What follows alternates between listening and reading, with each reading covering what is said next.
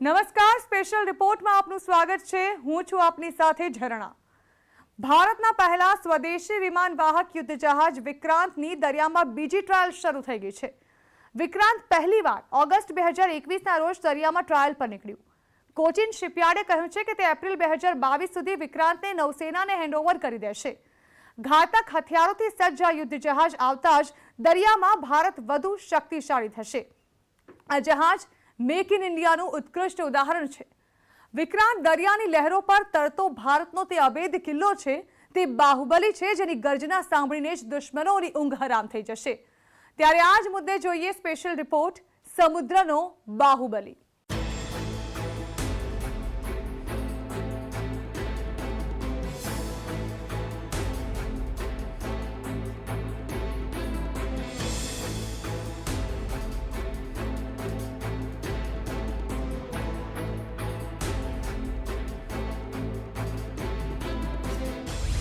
चुम्मालीस 4000 टनનો યોદ્ધા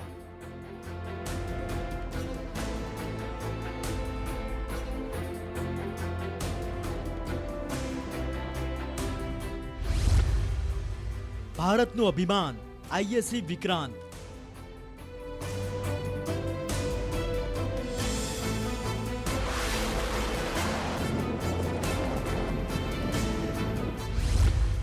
સમુદ્રનો બાહુબલી।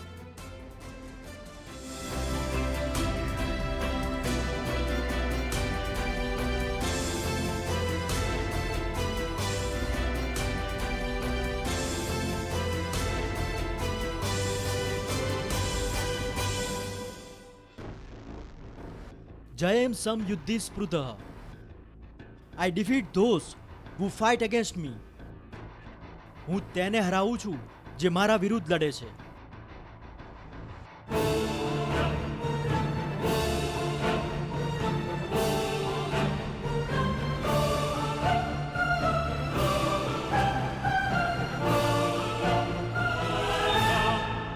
इस विक्रांत एयरक्राफ्ट कैरियर का स्टील भी हमारा है, इसकी तकनीक भी हमारी है और इसका डिज़ाइन भी हमारा है।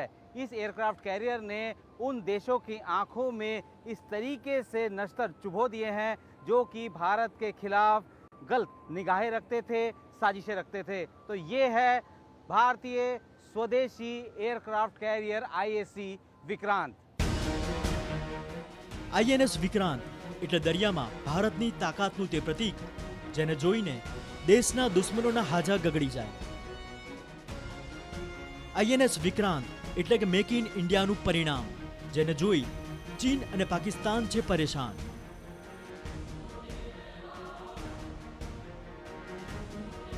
આઈએનએસ વિક્રાંત એટલે આત્મનિર્ભર ભારતની તે તસવીર જેને જોઈ આખી દુનિયા રહી ગઈ છે દંગ। आईएनएस विक्रांत એટલે अपराजय, तेजस्वी और वीर। अभी तक हमारे पास एक एयरक्राफ्ट कैरियर था विक्रमादित्य, अभी एक के बाद 2 हो गए हैं, तो क्षमता तो डबल हो ही गई। पर एक और एडवांटेज जो इस कैरियर का है, क्योंकि ये इंडिजिनस है और इसमें 76% इक्विपमेंट भी इंडिजिनस है, इसको मेंटेन करना और ऑपरेट करना ज़्यादा आसान रहेगा। इसकी टेक्नोलॉजी आधुनिक है, so it will be more efficient, more effective. तो ये सब चीज़ों को अगर आप मिला के देखें तो ये हमारी जो युद्ध और पीस टाइम की क्षमता है उसको नौसेना की क्षमता को बहुत बढ़ाएगा। 4 ઓગસ્ટ 2021 તે તારીખ હતી જ્યારે ભારતે પોતાના પહેલા સ્વદેશી ISC-1 એટલે ઇન્ડિયન એરક્રાફ્ટ કેરિયરને દરિયામાં ઉતારી એક નવો ઇતિહાસ રચી દીધો।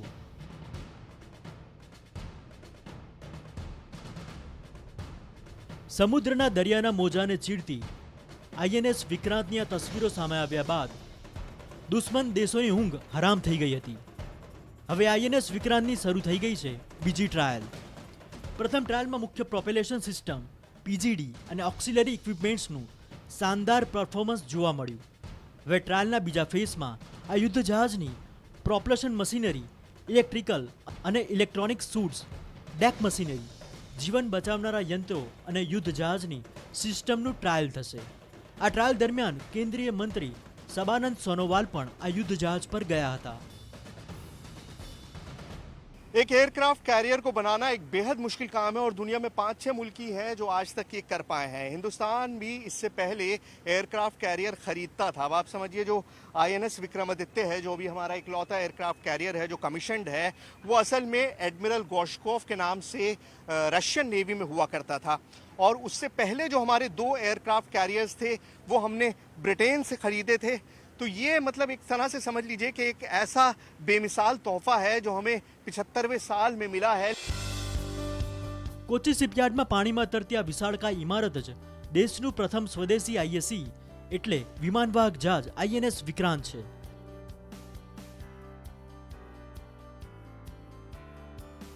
અને આજે અમે તમને સમુદ્રમાં આત્મનિર્ભર ભારતના 44,000 ટન વજનના આ બાહુબલીની તે અદ્ભુત તસવીરો બતાવીશું જે જોઈને તમે પણ દંગ રહી જશો।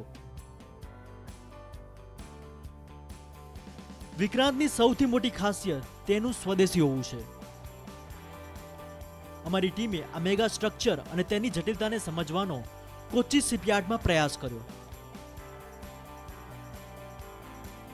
જેમ જેમ વિક્રાંતની ખાસિયતો અમારી ટીમ સામે આવી રહી હતી તેમ તેમ અમારી ટીમની ઉત્સુકતા પણ વધી રહી હતી।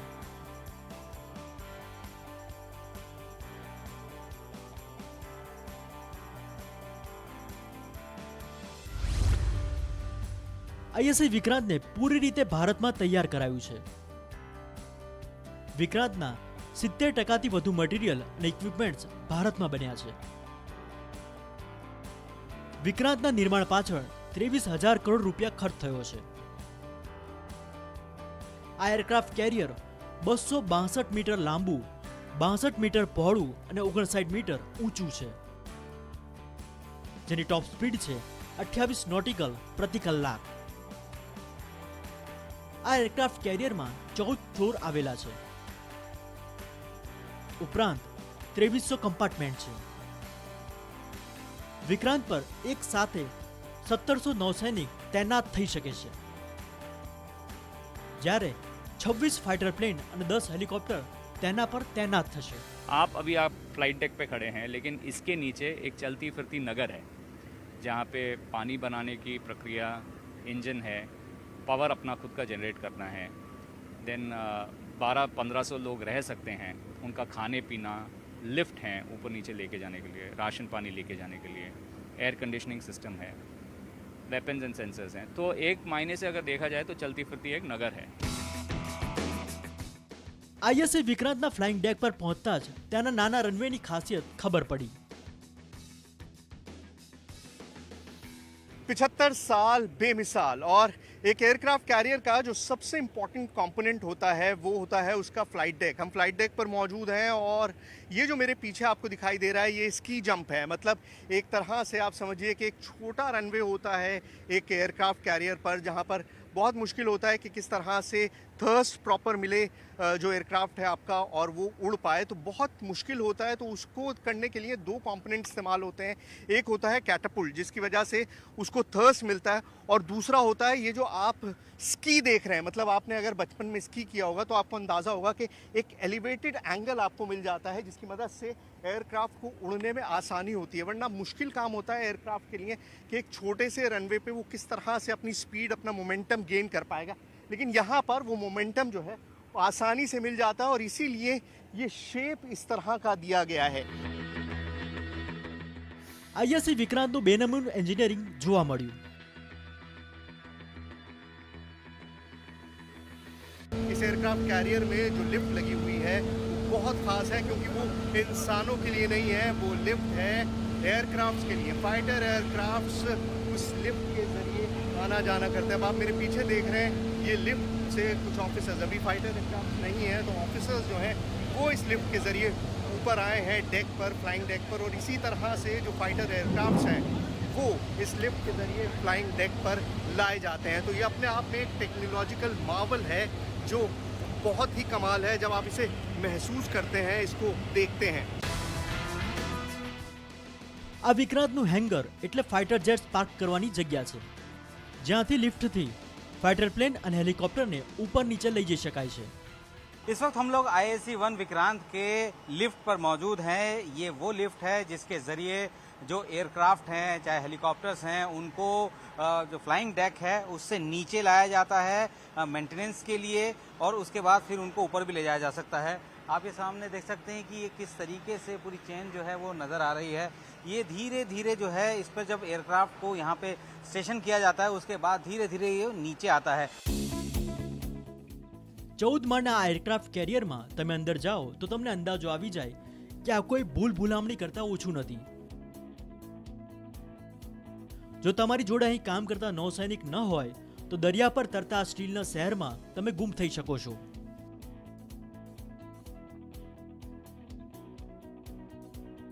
यह है IAC-1 विक्रांत जो कि एक मेगा स्ट्रक्चर है और इस पूरे एयरक्राफ्ट कैरियर में 14 डेक हैं यानी कि 14 मंजिलें हैं और उन मंजिलों को जो है पार करके आप फ्लाइट डेक की तरफ आ सकते हैं। दूसरी बात यह है कि ये बहुत ही चुनौतीपूर्ण इसलिए हो जाता है क्योंकि एयरक्राफ्ट कैरियर बनाना बहुत आसान नहीं है, लेकिन ये ज़रूर है कि इस पूरे एयरक्राफ्ट कैरियर में तकरीबन 1700 लोग जो हैं वो एक साथ आ सकते हैं और यही वजह है कि इसको मेगा स्ट्रक्चर का नाम दिया जा रहा है। આ વિક્રાંતની અંદર આવેલી મહત્વપૂર્ણ જગ્યા ફ્લાઇંગ કંટ્રોલ રૂમ છે, જેને ફ્લાઇકો પણ કહે છે. આ ફ્લાઇકોમાં બેસનાર ઓફિસરની જવાબદારી એરક્રાફ્ટ લેન્ડિંગ અને ટેક ઓફની હોય છે. एक एयरक्राफ्ट कैरियर एक चलता फिरता एयरफील्ड की तरह है, यानी कि अगर आप 2-2.5 किलोमीटर का रनवे, उसका ATC, उसका पार्किंग पोजीशंस और उसका जो एंटायर इंफ्रास्ट्रक्चर है उसको एक 260-270 मीटर के एरिया लेंथ और अबाउट 60-70 मीटर के विड्थ में उसको कॉम्पैक्ट करके लगा देंगे और उसमें 2 रनवे प्रोवाइड करेंगे, आपका 200 मीटर का एक लैंडिंग रनवे और 200-250 मीटर का एक टेक ऑफ रनवे। तो उस बड़े एयरफील्ड को आपने कॉम्पैक्ट करके इतने से जगह में लगा दिया है। स्की जंप से आपको 2 येलो लाइन दिख रहे हैं, वो 2 येलो लाइन है उनके 2 टेक ऑफ के एक्सेस है, एक छोटा एक्सेस और एक लंबा एक्सेस।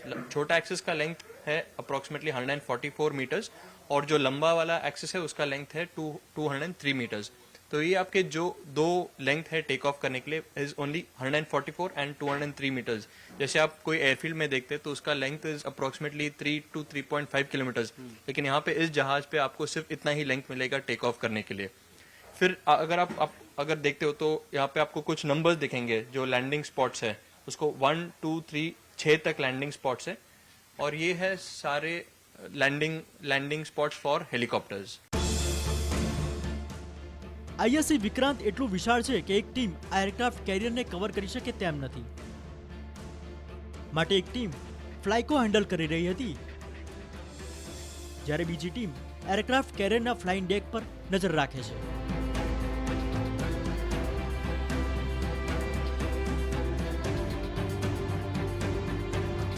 ये इसका सबसे बढ़िया वेंटेज पॉइंट है जहां से आपको रनवेज दिखाई दे रहे हैं, पूरा फ्लाइंग डेक दिखाई दे रहा है और ये जो कंपोनेंट आप देख रहे हैं इसे गायरो बोलते हैं। ये पूरा मैग्नेट काम करता है, कंपास की तरह काम करता है, तो डायरेक्शंस वगैरह सारे, तो ये एक तरह से सबसे इम्पोर्टेंट पॉइंट है। यहाँ से इस पूरे एयरक्राफ्ट कैरियर को मॉनिटर किया जा सकता है पूरी तरह से और उसी तरह से ये INS जो है हमारा ये मॉनिटर करेगा पूरे इंडियन ओशन को। एक तरह से हमें वो ताकत देगा कि हम इंडियन ओशन को अपनी मर्जी से मॉनिटर कर सकें, मतलब चाइना से अब हम लेवल प्लेइंग फील्ड पर हैं।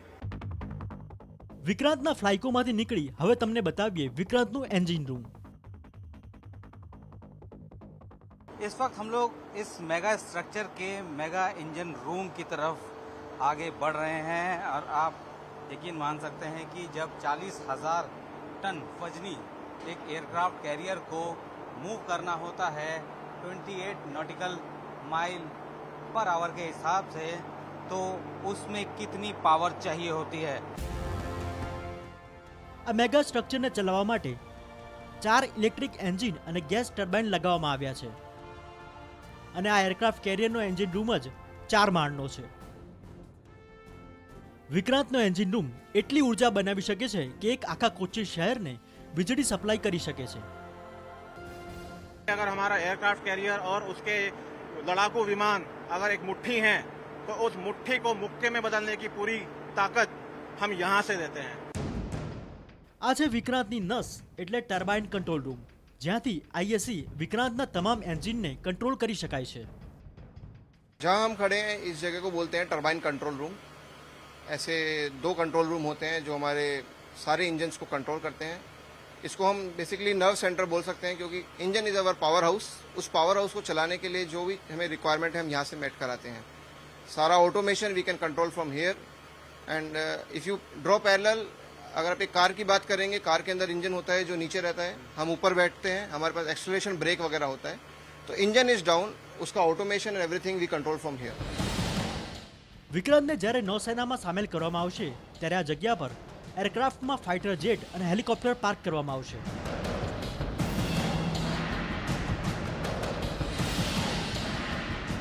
ये जो है ये हैंगर है इसका। इस हैंगर में जो है अलग अलग जो बे है जहाँ पे कि मेंटेनेंस का काम रहेगा, और यहाँ पे जो है पार्क भी जो है फाइटर एयरक्राफ्ट आराम से कर सकेंगे। आप देख सकते हैं कि इसकी कितना बड़ा ये जो हैंगर है, और इस हैंगर में जो है भारतीय नौसेना के फाइटर एयरक्राफ्ट और हेलीकॉप्टर्स को जो है तैनात किया जाएगा। यहाँ पे जो फ्लाइंग के बाद आके यहाँ पे अगर किसी तरीके मेंटेनेंस है उसका काम होगा ही, वैसे भी इनको इस हैंगर्स में खड़ा कर सकते हैं।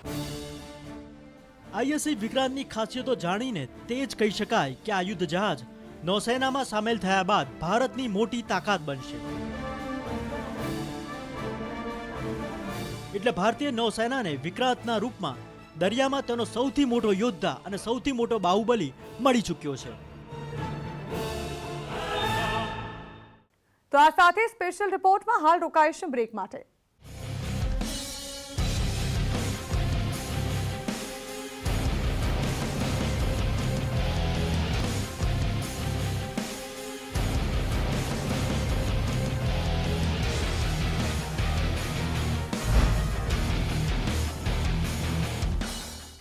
આઈએએસ વિક્રાંતને 2022માં એપ્રિલમાં નૌસેનાને સોંપવામાં આવશે। તે પહેલા વિમાનવાહક જહાજના દરિયામાં ટ્રાયલ ચાલી રહ્યા છે। કોચિન શિપયાર્ડ તેના અલગ અલગ પરીક્ષણ કરશે અને ત્યારબાદ નૌસેના આ જહાજના વિવિધ ટ્રાયલ લેશે। આ વિમાનવાહક જહાજની સ્ટ્રાઇક ફોર્સની રેન્જ 1500 કિલોમીટર છે। તેના પર 64 બરાક મિસાઇલો લાગેલી હશે, જે જમીનથી હવામાં માર કરવા સક્ષમ હશે।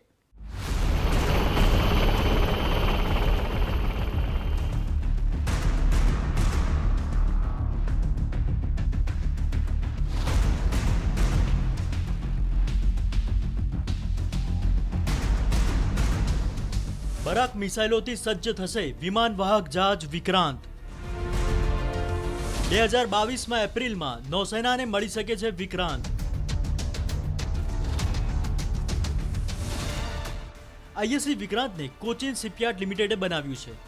ત્યારે કદાચ કોઈને સવાલ પણ થાય કે ભારતીય નૌસેનાએ પોતાના પ્રથમ સ્વદેશી એરક્રાફ્ટ કેરિયરને તૈયાર કરવા માટે કોચિન શિપયાર્ડની જ કેમ પસંદગી કરી।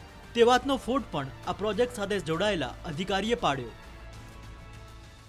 कोचिन शिपयार्ड और एयरक्राफ्ट कैरियर्स का नाता 50 साल से है, क्योंकि जो भी रीफिट होते हैं, रिपेयर्स होते हैं, वो कोचिन शिपयार्ड ही करता है। तो उस मायने से कोचिन शिपयार्ड एक आइडियल कैंडिडेट था जो बना सकता था। सब जानते हैं कोचिन शिपयार्ड का नाम। हमारा जो रोल है यहाँ पे नेवी का जो डिज़ाइन है, CSL के डिज़ाइन के साथ, उनके प्रोडक्शन के साथ तालमेल रखना है। પણ આ વિશાળકાય મેગા સ્ટ્રક્ચરને તૈયાર કરવું આટલું સરળ નહોતું। જે દિવસે આઈએસએ વિક્રાંતને બનાવવાના પ્રોજેક્ટને મંજૂરી મળી હતી તે દિવસથી ભારતીય નૌસેના અને કોચિન શિપયાર્ડના પડકારો પણ શરૂ થઈ ગયા હતા। विक्रांत आत्मनिर्भर भारत का वो सपना है जो 2013 में देखा गया था, और आज वो सपना पूरा हो गया है। विक्रांत तैयार है, लेकिन अभी कमीशन नहीं हुआ है, साल भर लगेगा। लेकिन ये समझिए कि 23,000 टन को ढाला गया है इस रूप में। वो ताकत हमने बनाई है जो दुनिया के बहुत कम मुल्कों के पास है, और आज हम उस हालत में हैं कि हम दुनिया में किसी की भी सुप्रीमेसी को चैलेंज कर सकते हैं। और ये सब कुछ मुमकिन हुआ यहीं पर, कोचीन शिपयार्ड में ही बना है।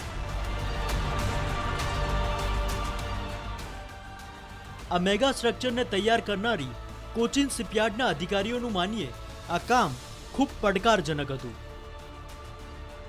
જો કે કોચિન શિપયાર્ડ પહેલાથી કોમર્શિયલ જહાજો બનાવે છે, પણ એક એરક્રાફ્ટ કેરિયર બનાવતા આ કંપનીના અધિકારીઓએ પણ કંઈક નવું શીખ્યું। બધા પડકારોનો મુકાબલો કરતા આ મેગા સ્ટ્રક્ચરના નિર્માણની સફળતાની એક નવી કહાની લખી. This is the first ever warship construction Cochin Shipyard undertook. And warship construction for us, so far we were only constructing the commercial shipbuilding. On commercial shipbuilding and when comparing with the commercial shipbuilding, there's a lot of challenges which we faced for this construction of this vessel. And this is the largest vessel of the largest warship of the country also.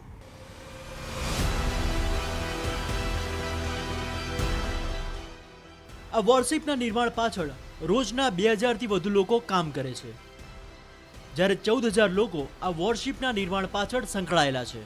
કેમ કે આ aircraft કેરિયરમાં સૌથી મહત્વપૂર્ણ હોય છે તેના નિર્માણમાં ઉપયોગમાં લેવામાં આવતું સ્ટીલ. ભારત પહેલા રશિયા પાસેથી પોતાના જંગી જહાજોના નિર્માણ માટે સ્ટીલ મંગાવતું હતું, પણ વિક્રાંતના આ હાઈ ગ્રેડ સ્ટીલને સ્વદેશમાં જ બનાવવામાં આવ્યું છે. આ એરક્રાફ્ટ કેરિયરને બનાવવામાં 23,000 ટન હાઈગ્રેડ સ્ટીલનો ઉપયોગ થયો છે.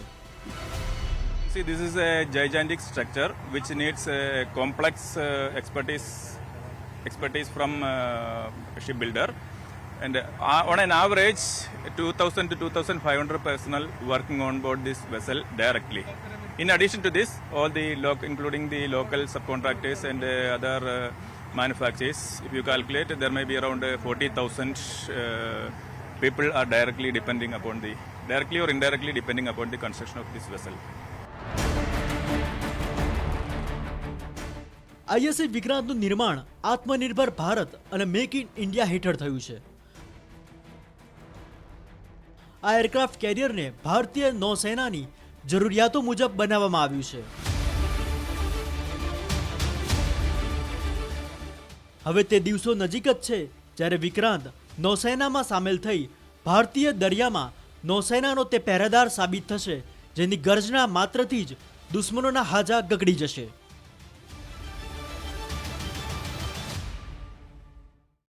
સ્પેશિયલ રિપોર્ટ હવે અહીં સમાપ્ત કરીશું અને વધુ સમાચારો વિસ્તારથી જોવા માટે આપ જોતા રહો ન્યૂઝ 18 ગુજરાતી.